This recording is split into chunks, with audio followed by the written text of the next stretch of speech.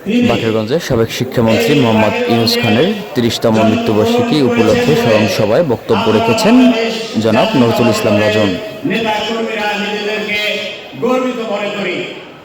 গর্বিত মনে করি এই কারণে অধ্যক্ষ মোহাম্মদ ইউনূস খানের প্রচেষ্টায় এই বাকেরগঞ্জে শহীদ রাষ্ট্রপতি জিয়া রহমানের নেতৃত্বে বাংলাদেশ জাতীয়তাবাদী দলের তৈরি হয়েছিল, জন্ম হয়েছিল।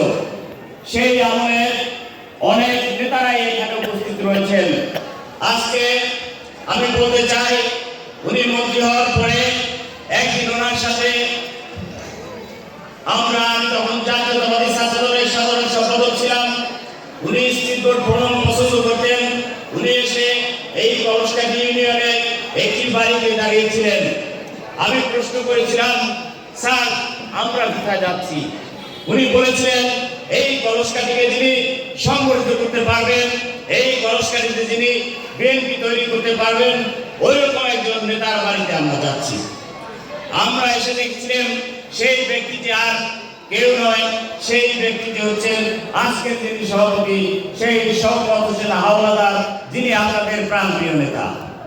আমরা দেখেছি তৎকালীন সময়ে ওনার নেতৃত্বে আমরা যখন দল করতাম, উনি বাকেরগঞ্জে আমাদের রুস্তম মোল্লা সাহেবকে খুঁজে বের করে বাকেরগঞ্জ থানা বিএনপির সভাপতি তৈরি করেছিলেন।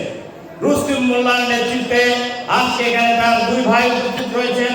বাকেরগঞ্জে একটি শক্তিশালী বিএনপি অধ্যক্ষ মোহাম্মদ ইউনূস খান সৃষ্টি করেছিলেন।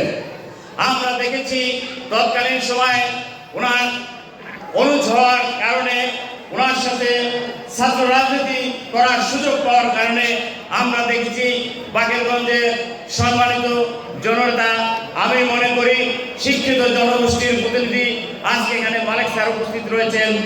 উনি এখানে এই সমস্ত নেতৃবৃন্দকে রত্নালী বিশ্বাস সহ আমাদের মাঝ থেকে শাহজাহান মাস্টার সাহেব কিছুদিন আগে আমাদের মাঝ থেকে বিদায় নিয়েছেন, আমাদের লতিফ মাস্টার সাহেব বিদায় নিয়েছেন।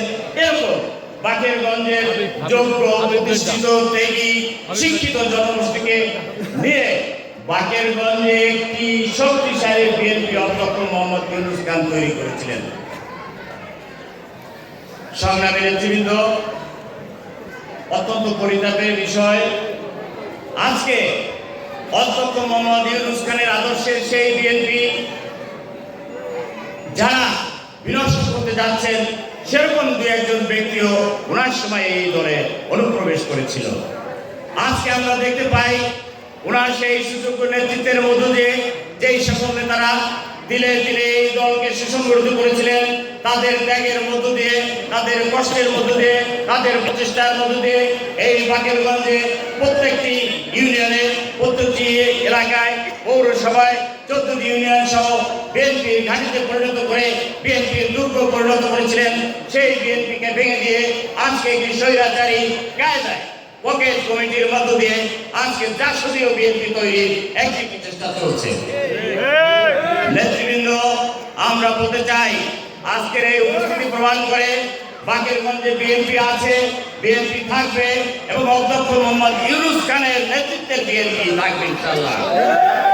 তাই আমরা বলতে চাই, আমরা শহীদ রাষ্ট্রপতি জিয়া রহমানের আদর্শে, 19 দফা আদর্শে বিশ্বাস করে, শহীদ রাষ্ট্রপতি জিয়া রহমানের আদর্শকে ধারণ করে অধ্যক্ষ মোহাম্মদ ইউনূস খানের নেতৃত্বে যেই দল গঠন করেছি, সেই জায়গা থেকে আমরা বিচ্যুত হব না।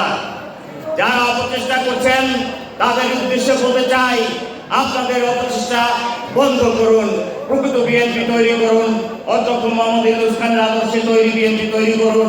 আজকে যারা ত্যাগের মহিমান্বিত, তাদেরকে সুযোগ্য জায়গায় প্রতিষ্ঠিত করুন।